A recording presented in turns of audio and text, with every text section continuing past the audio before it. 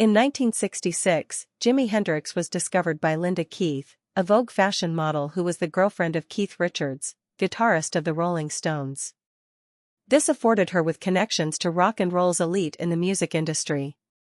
Linda was so enamored with Hendrix, not only by his talent, but his stage presence and his charismatic energy. She just could not escape the feeling that she had made a sensational discovery that somehow no one else had. She invited Seymour Stein, a music industry icon, to go with her to Café A Go-Go, an East Village club in Manhattan, to listen to Hendrix during a set that he would be playing. Having fallen on hard times, his guitar was in a pawn shop, which almost kept him from performing. Linda had a very unlikely solution. She gave him a Fender Stratocaster, one of Kieth Richards' own. Besides eventually losing his girlfriend, Kieth Richards never saw the extremely valuable guitar again, which did not sit well with him. Stein didn't take interest in Hendrix. However, Linda did not give up and invited the Animals guitarist turned manager Chas Chandler to see Hendrix play his regular mid-afternoon set at Café Wah. He started with the opening chords to Hey Joe, and Chandler was sold.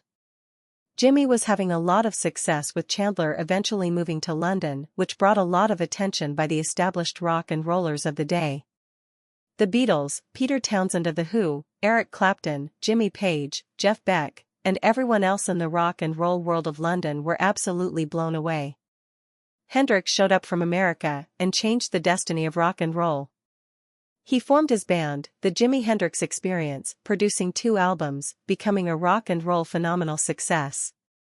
In 1968, on the advice of Paul McCartney, he returned to the United States to make his debut on the American music scene at the Monterey Music Festival. He performed as the last act on the 3rd day of Woodstock.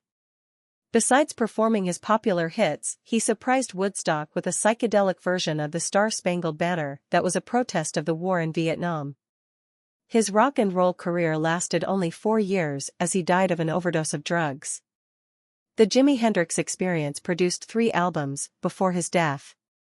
Although his presence in the world of rock and roll was brief, he is regarded as one of the most influential musicians of our time.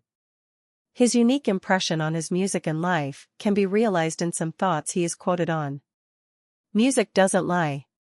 If there is something to be changed in this world, then it can only happen through music.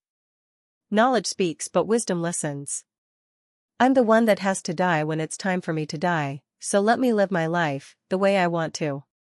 Music is my religion. I've been imitated so well, I've heard people copy my mistakes.